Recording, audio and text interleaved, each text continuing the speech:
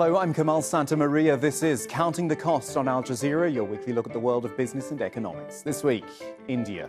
Prime Minister Narendra Modi rushes through the labour reforms as the pandemic and his own economic failures crash the Indian jobs market. Also, from a trade war to a new Cold War, China tightens its grip on Hong Kong. The United States sanctions Chinese officials. Through it all, can Hong Kong remain Asia's #1 financial centre? And modder, shoutcaster and skin designer, the types of roles which might once have been called passing fads, are now some of the thousands of jobs being created in the virtual world. All of that to come on this week's show, but we are starting in India, where Prime Minister Narendra Modi stunned many last year with his expansive election victory. A victory and a mandate which he has really used. First, there was a populist Hindu nationalist program, then taking a firm grip on Kashmir, rolling out that divisive citizenship rule and doing little to stop the mob attacks on protesters. Surely the economy's prospered, right? Well, Modi promised to create 10 million jobs a year, but he didn't. And his plan to tackle corruption with a ban on certain banknotes hit the poorest the hardest, while his Make in India campaign has really struggled for any traction. He announced a $266 billion stimulus program to see the economy through the pandemic. But when all was said and done, economists crunched the numbers to find there was little substance to all the rhetoric. In fact, economists at Goldman Sachs believe the Indian economy will contract a staggering 45% in the second quarter. And with the pandemic threat looming, Modi's decision to lock down the country stranded tens of millions of migrant workers and killed off 120 million jobs pretty much overnight. And that's what we're going to look at now, the accusation that India's government has used the coronavirus emergency to exploit millions of workers. After 2 months of lockdown, some of India's biggest states have suspended most labour laws, apparently trying to restart the economy. But the trade unions say changes to working hours, wages, health and safety standards, they've all weakened workers' rights at the very time they are paralysed by the lockdown restrictions. More discussion on the state of India's economy after Elizabeth Paranam's report from New Delhi. Hemant Lalwani oversees the production of clothes for his designer label in his workshop in Uttar Pradesh. Sales fell by 70% in the past 2 months during lockdown, and Hemant says he'll have to lay off around 75 of his 300 employees. The suspension of most of the state's labour laws means he no longer needs the government's permission to fire staff. In this difficult time where industry is already suffering a lot with huge losses, buyers cancelling orders, this is what was very important support that we got from the government. Uttar Pradesh, which is home to 230 million people, is one of many states to change its labour laws, including getting rid of the minimum wage, extending working hours and reducing employee benefits. The states say the changes will help businesses and get the world's 5th largest economy back on track, but workers are already paying the price. As soon as the changes were announced, Sarvesh Kumar was fired from the women's wear factory he's worked in for 4 years. Work is continuing at the company and 800 to 1,000 people are working. New workers have been hired on daily wages, and none of those who used to work at the company have been brought back. Trade unions say the revised laws will drive down wages in a country where the minimum is just over $2 a day. Union leaders defied lockdown guidelines to protest in New Delhi, which police quickly dispersed. Modi government is doing politics against working class, against peasantry, against working people of the country. On the name of Corona, they are abolishing all labor rights, all human rights, all labor laws. The biggest changes have been in states ruled by Prime Minister Narendra Modi's Bharatiya Janata Party. Critics say the government's using the economic slump to push through laws it's planned since first being elected 6 years ago, and at a time when people aren't allowed to protest. The International Labour Organization has warned 400 million Indians could slip into poverty as a result of India's lockdown, and is urging Prime Minister Modi to send a clear message to states to uphold labour laws and protect workers from exploitation. With us now on Skype from Chennai is Neha Anna Thomas. She is a senior economist at the research and business consultancy Frost and Sullivan. Nice to have you with us, Neha. Narendra Modi, as we've said, has been able to push through all of these reforms pretty much across the country. Now, first of all, I think reform might be a bit of a misnomer because reform suggests something positive happening. And for millions of people, this is not positive, is it? Also, it's temporary in many cases. So really, where will all of this leave India? Right. So I believe it's important to stress that where we're seeing these reforms across the states of Uttar Pradesh, Madhya Pradesh and Gujarat. And what we're seeing is a large-scale exemption of labour laws for a period of 3 years. And to your question on the point of the elimination of this 3-year clause, I think there is a big risk factor attached to this. For example, if the idea is to attract investors to India, obviously if a manufacturing firm, for example, is looking to invest in India for the long haul, they're looking to be assured that there are steady regulatory conditions in the long haul. So I think it's important that these changes with regards to the labour laws are not seen as an end all in themselves, but they should be viewed as stopgap measures. And this 3-year time period, if it is, or even a shorter time frame, if it's rolled back, should sort of be used for much more consultative decisions and a much more concrete decision-making process. And I believe it's very important to strike that very fine balance to ensure that the labour law reforms ensure like a pro-business environment, but also ensure strong worker protection, because it's fair to say that the blanket elimination of the laws, of course, comes with a lot of risk in terms of the protection of workers. Okay, and so worker protection. Let me ask you about the stimulus then, Neha. $266 billion worth it was. Who saw the benefit of that? Did the everyday Indian, and there are many of them obviously, but did they get the benefit, or was it more just for the financial sector? Right. So if you look into the details of the fiscal stimulus package, you will definitely see that it's a lot more skewed towards the monetary support side with regards to be it collateral-free loans or liquidity-free loans. But that being said, on the real side, I think there's a fair consensus that the real impact in terms of direct government spending is quite low. But like I reiterated earlier, I think we have to look at this as a wait and watch approach. The government possibly is not letting go of all its monetary and fiscal stimulus ammunition in one go, because obviously nobody knows how the emergency is going to look like over the next couple of months. So the government could be reserving some of these measures for later on. To be fair to Narendra Modi, trying to be a leader to 1.35 billion people is fraught. You can't be everything to anyone just by sheer numbers. But there does seem to be a disconnect between the base, which he has obviously looked after, and then the weaker parts of society which haven't felt it. Has that been a political and an economic mistake?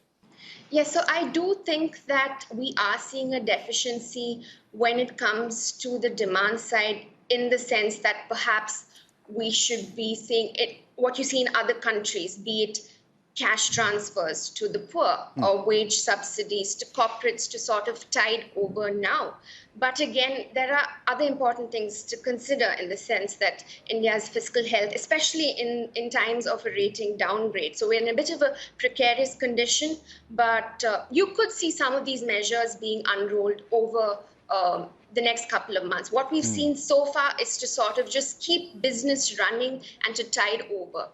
Neha, as we speak, the lockdowns are being eased. We've seen pictures of shopping malls reopening and the like. I mean, have you got a sense of maybe how damaging this period has been and how India will and can recover from it? So that's right. The lockdown is being eased. And I think our numbers from January to March of 2020, which are out right now, give you a good picture of what can be expected. So January to March of 2020, the Indian economy grew at a quarterly rate of 3.1%, which was a 44-year low. And in that January to March period, it essentially captured just 1 week of the effective lockdown, because of a lot of it was in April and May. So looking forward, this quarter, of course, is going to be a lot weaker. And net for the fiscal year that we're in right now, that's 2020-21, we're expecting a contraction of 4.8%. And I believe it's important to note this is not purely because of the lockdown itself. Of course, a huge part of it is the lockdown itself. But as the economy starts to recover, it's of course going to take a lot of time for businesses to get back to normal, for consumer sentiment to sort of be revived, for that confidence element to be restored. And a lot of industries are going to take longer to recover than the others. And quickly answering your point on what is important to restore near-term growth, I believe that the restoration of this confidence factor amongst consumers is very important for that demand side revival. And this is, of course, tied to the containment of the virus itself to a large extent. And on the other side, it's important for the government to sort of put out consistent and reiterate their messaging on precautionary measures, social distancing, and equally important for private firms and outlets to follow the same. So when you as a consumer step out, you're confident about what you're getting into. What you're walking into, demand. yeah. Exactly. Yeah. Nehana Thomas, it's been great talking to you. Thank you for joining us this week. Thank you so much. We're staying in Asia now, but heading further east to Hong Kong, which has long held the crown as the biggest financial centre in the region. Behind New York and London, it is ranked third in the world at $4.9 trillion. But what happens when all that gets undermined by what is ultimately Hong Kong's controlling power? China's decision to stamp out ongoing democracy protests with a national security bill has been controversial. And while Hong Kong's benchmark index lost 7% last month, there's no evidence that international investors have rushed for the exit. What there is evidence of, however, is China flooding the market with capital to at least give the impression of business as usual. Meanwhile, the United States has threatened to sanction Chinese officials who are closely tied to the security clampdown, a decision mocked by Chinese officials in light of the protests over the police killing of a black man in the US. So what does the future hold for Hong Kong's status as a financial centre? Let's ask our regular contributor, Ruben Mondejar in Hong Kong. He is a professor for Asian initiatives at the University of Navarra's IESE Business School. Always good to see you, Ruben. Hong Kong has always been prized for its independence, for its high international standards. With all these changes coming in from Beijing, surely that is under threat now. Well, we have first to see what really the law is going to say. So far, that law has not yet been enacted. And therefore, the reaction, whether it's from the international community or from Hong Kong itself, we'll have to wait for that law to come out. And then we'll see how both Trump will respond to it with all his threats that if this law comes into effect on Hong Kong, he will withdraw the independence from Hong Kong as a special autonomous region of China. So we call Hong Kong SAR, Special Administrative Region. So he wants to revoke that. But again, that depends on what really China means by this National Security Act that it is going to impose on Hong Kong. Okay. So it's a bit premature to make now quite kind of clear outcomes of what will be the effect. But however, people are prepared. The business community has made statements. Our tycoons and billionaires have made statements in general supporting the proposed law because it will give them stability. And then also they really have no choice. Well, let's look at some of the anecdotal evidence, though. You've got two UK banks, HSBC and Standard Chartered, who're both backing Beijing's position. But then you also have reports of some hedge funds which are maybe considering moving out. What more do you hear about, I guess, if some companies, if some banks are getting a bit spooked by it all? The bottom line is that China wants Hong Kong as it is because the biggest beneficiary of Hong Kong is really China. Since the handover, Hong Kong has become the play center of Chinese hot money.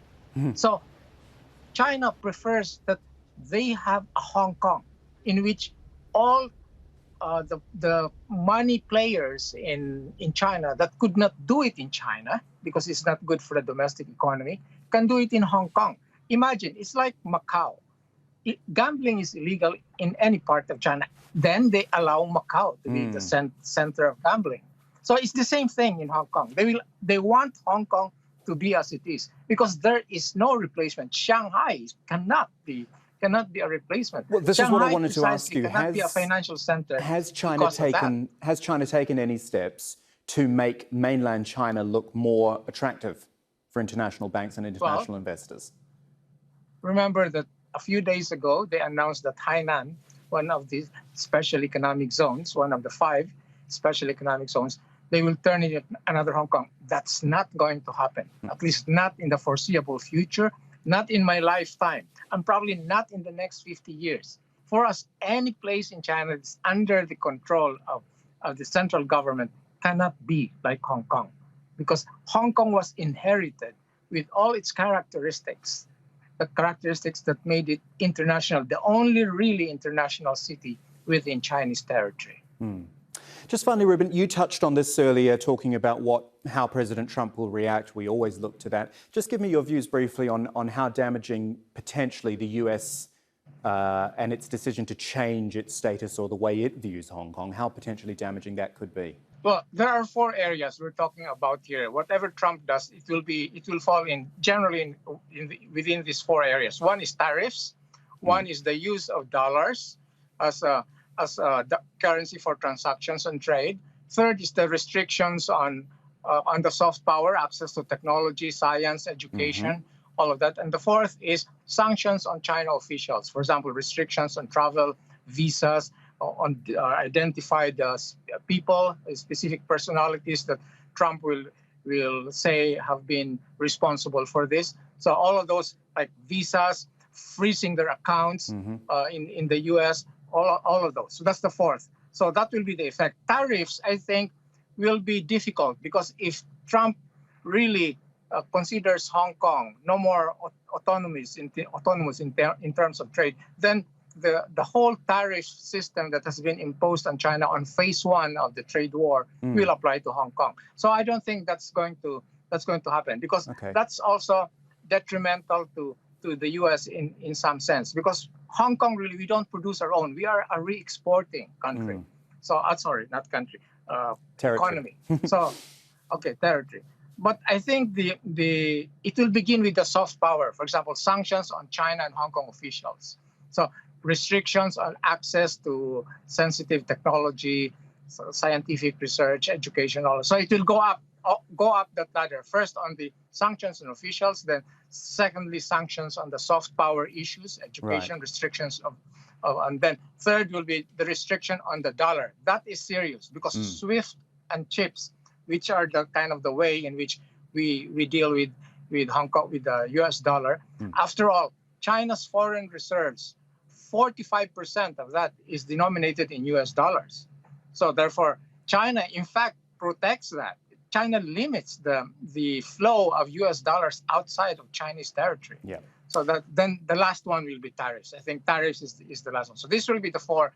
Trump will begin with the soft power, really cosmetic type of effect to embarrass China. The whole thing of this is just Trump believes that he's the only one who can really confront China and call the bluff of China. Okay, so Ruben, this is, I think, the main goal there. Thank you for all your time and your thoughts there. Ruben Mondejar joining us from Hong Kong.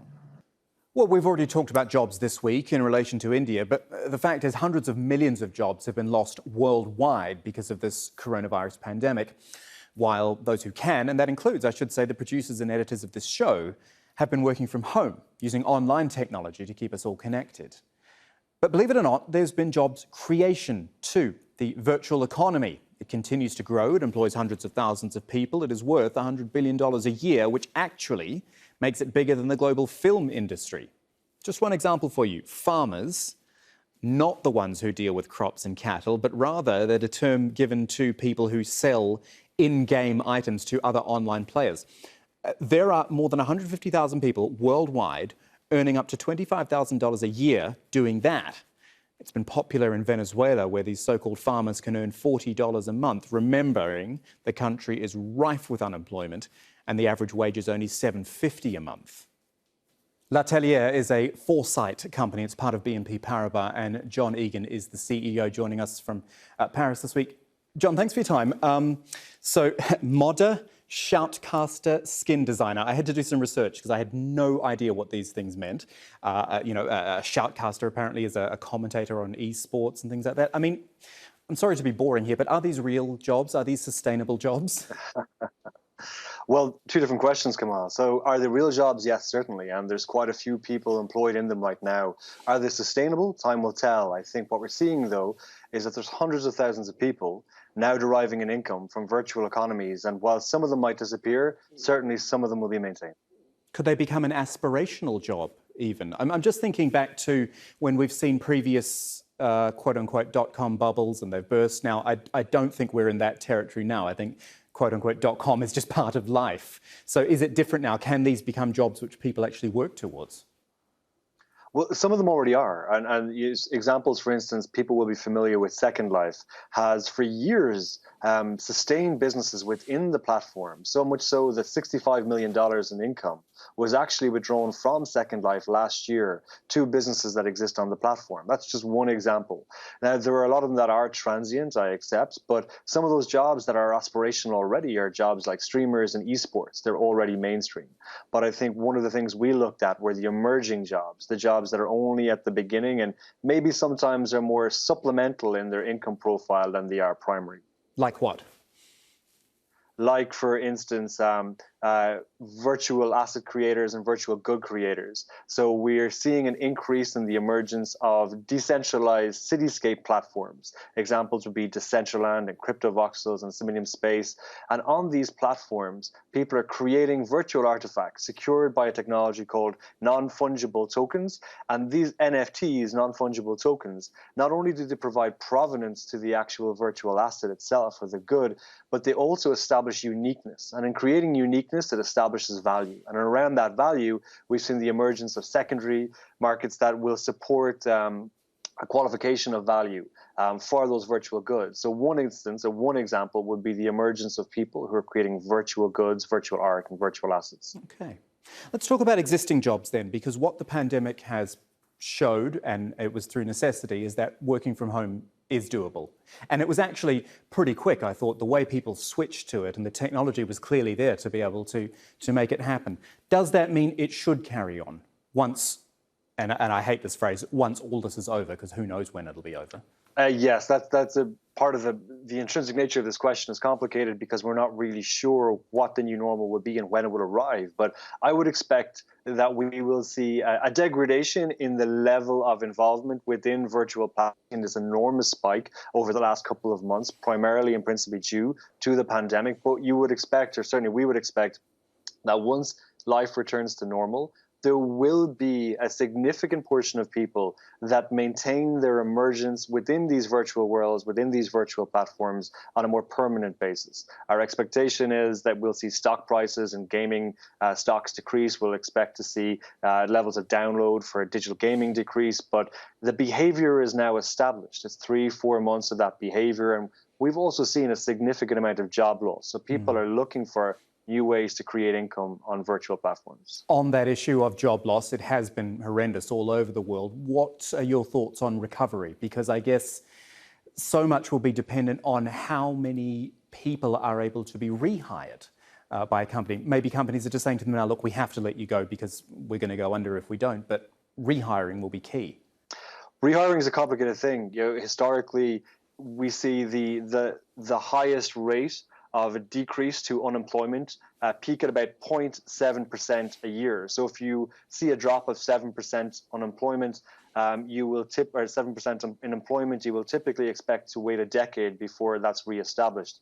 So whilst that is somewhat different now because of furloughing and the temporary transient nature of some of the job losses, I would expect that we are likely to be dealing with the consequences of some of the job losses now globally for at least the next decade.